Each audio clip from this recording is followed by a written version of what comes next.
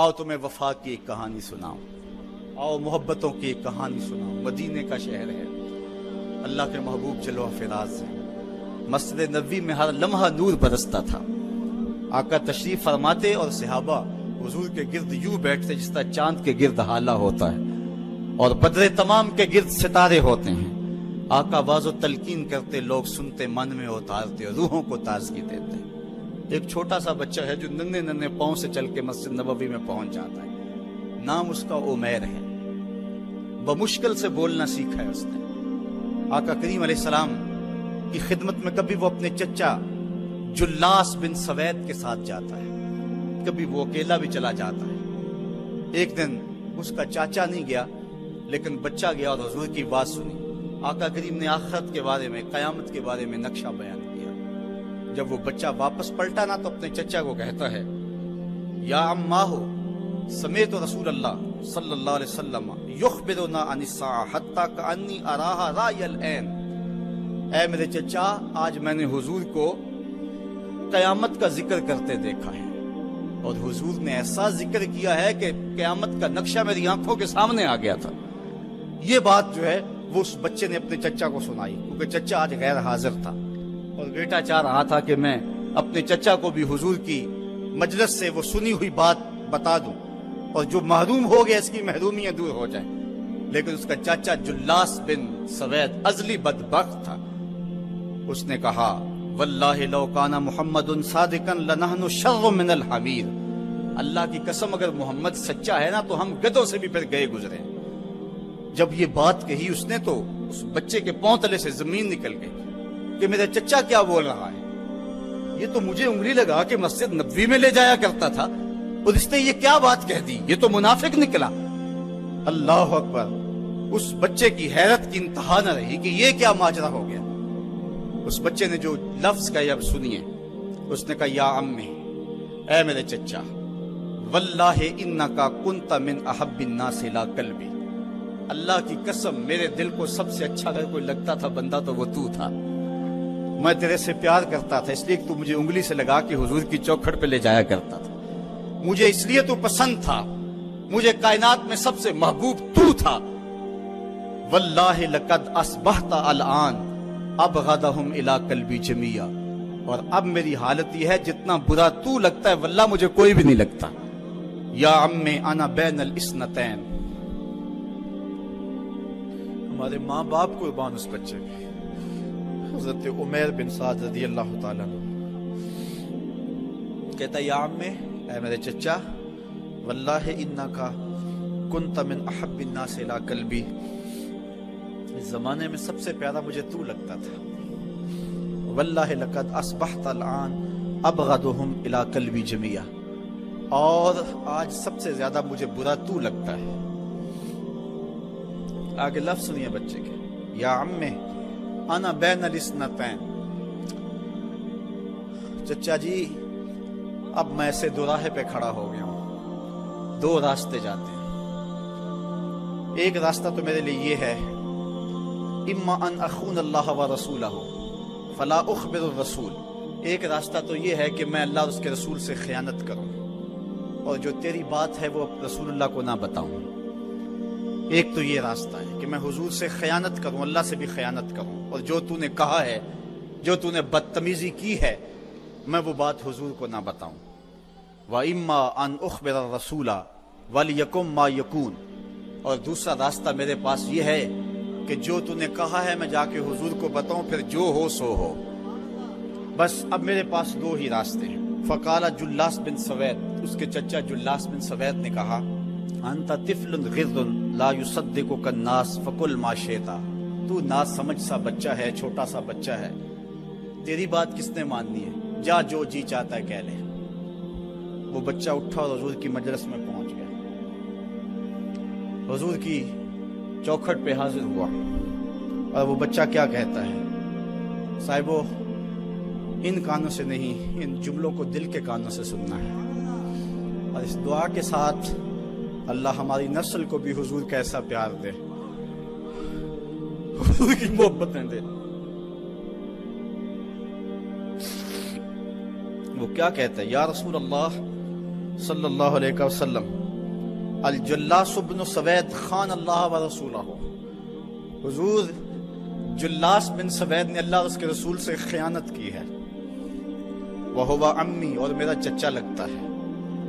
اگلے لفظ سنیے، وَقَدْ تَبَرَّأْتُ إِلَى اللَّهِ ثُمَّ إِلَيْكَ مِنْهُ، حضور میں پہلے اللہ کے حضور پھر آپ کے حضور اس سے بیزاری کا اعلان کرتا ہوں۔ حضور میرا اس سے کوئی تعلق نہیں ہے، میرا اس سے کوئی واسطہ نہیں ہے۔ میں اللہ سے بھی کہتا ہوں میرے مالک، میرا چچا سے کوئی تعلق نہیں ہے چونکہ وہ تیرے محمد کا دشمن ہے۔ حضور میں آپ سے بھی کہتا ہوں کہ میرا میرے چچا سے کوئی تعلق نہیں ہے چونکہ وہ آپ کا دشمن ہے۔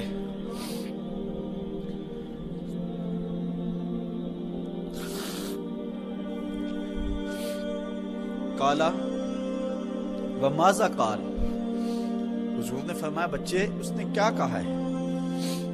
بچے نے ساری کہانی سنا دی کہ میں نے آپ کی تقریر سنی، آپ کی گفتگو سنی اور جا کے بتائی تو اس نے کہا کہ اگر وہ سچے ہیں تو پھر تو ہم گدھوں سے بدتر ہو گئے۔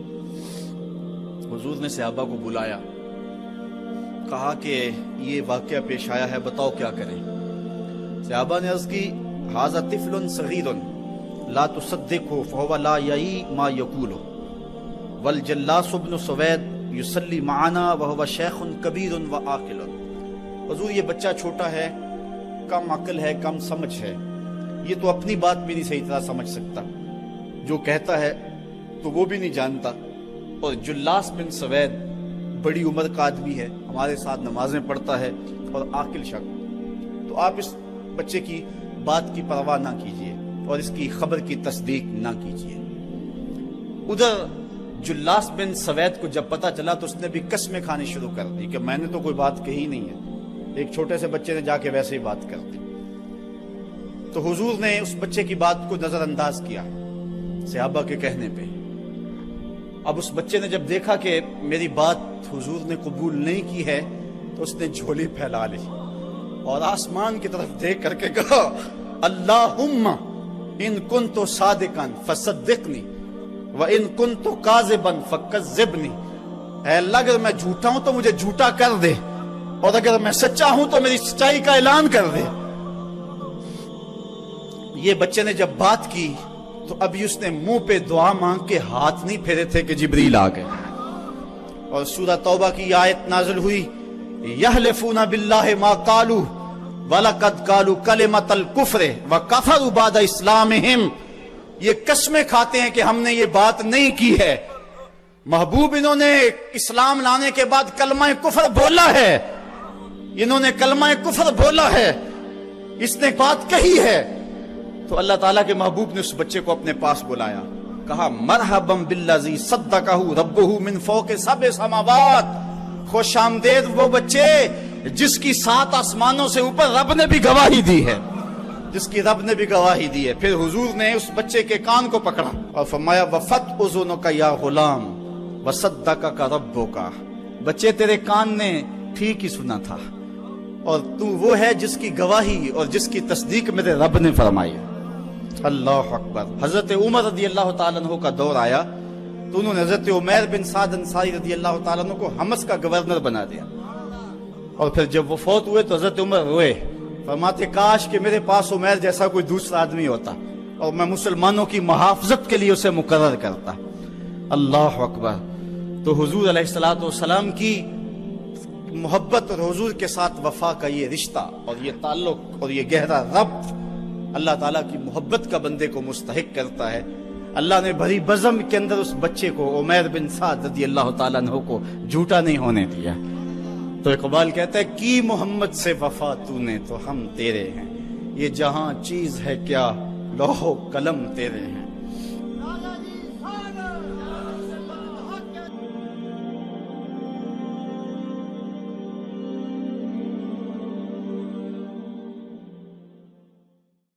ستر ماؤں سے زیادہ پیار کرنے والا رب، 70 ماؤں کا زندگی بھر کا پیار ایک طرف اور مالک کی ایک نگاہ ایک طرف۔ اللہ اکبر۔ کتنے کتنے نکمے اور کتنے کتنے سرکش متکبر اور کتنے کتنے بدکار لیکن اللہ ان کا رزق نہیں روکتا، ان کا پانی نہیں روکتا، ان کی آکسیجن نہیں روکتا۔ وہ اگر چاہ لے کہ میں ان کو مجبور کر دوں تو 1 سیکنڈ بھی نہ کوئی نکال سکے۔ انسان اتنا مجبور ہے۔ شیخ سعدی فرماتے ہیں اندر والا سانس باہر نہ آئے تو بندہ کیا کر سکتا ہے؟ باہر والا سانس اندر نہ جا سکے تو بندہ کیا کرتا ہے؟ نظام انہضام ٹھیک نہ رہے، کوئی چیز حلق سے نیچے نہ اتر سکے تو کیا کر سکتا ہے؟ اس کا پیشاب رک جائے تو اس کو دن کو تارے نظر آ جاتے۔ انسان تو ہے کیا؟ تجھے ناز کس بات پہ ہے؟ ما غرک بربک الکریم، تجھے کس چیز نے مغرور کیا ہے؟ تیرے پاس ہے کیا؟ دولت، حسن، جوانی، اقتدار، صحت، وہ چیز تو بتا کہ جس میں تجھے ناز ہے۔ اس کی توفیق کے بغیر تو 1 قدم نہیں چل سکتا، تو سانس نہیں لے سکتا، تو پھر ناز کس بات پہ، غرور کس بات پہ؟ اور اسی کا در چھوڑ کے بھاگ گیا جس نے تجھے زندگی دی، اسی کی دہلیز سے بغاوت کر گیا جس نے تجھے تخلیق کیا، اسی کے حکموں کو توڑ رہا ہے جو تجھے زندگی کی ساری بہاریں بہم پہنچا رہا ہے۔ 5 مرتبہ آواز آتی تھی حی علی الصلاۃ حی علی الفلاح، آجا نیکی کی طرف، تو نے کبھی پرواہ نہیں کی۔ لیکن صبح جب اٹھتا ہے تیرا رزق بند نہیں ہوا ہوتا، تجھے ناشتہ اس طرح ملتا ہے، تجھے آکسیجن تازہ ملتی ہے، تجھے نعمتیں نصیب ہوتی ہیں۔ بتا کائنات میں کوئی ایسا بھی ہے جس طرح تیرا رب ہے؟ ما غرک بربک الکریم، وہ شے کون سی ہے جس نے تجھے کریم رب سے غافل کر دیا؟ تو آجا پلٹ کے یا ایھا الذین آمنوا اتقوا اللہ، اے ایمان والو اللہ سے ڈر جاؤ۔ اللہ سے ڈرنا اس مفہوم میں ہے کہ بندہ ڈرتا ہے کہ مالک کہیں ناراض نہ ہو جائے، وہ روٹھ نہ جائے، میری زندگی کا سارا حسن اس کی رضا سے ہے، اور اگر وہ روٹھ گیا تو میرے پلے رہے گا کیا؟ دیکھیے جب اللہ روٹھتا ہے، ناراض ہوتا ہے تو رزق بند نہیں کرتا، اللہ ناراض ہوتا ہے تو آکسیجن بند نہیں کرتا۔ سورج کو حکم نہیں ہوتا کہ فلاں میرا نافرمان ہے، تیری کرنیں اس کے آنگن میں نہیں جانی چاہیے۔ چاند کو منع نہیں کیا جاتا، فلاں کے آنگن میں چاندنی نہیں بکھیرنی، آکسیجن روک دی نہیں جاتی، کھانے روک نہیں دیے جاتے۔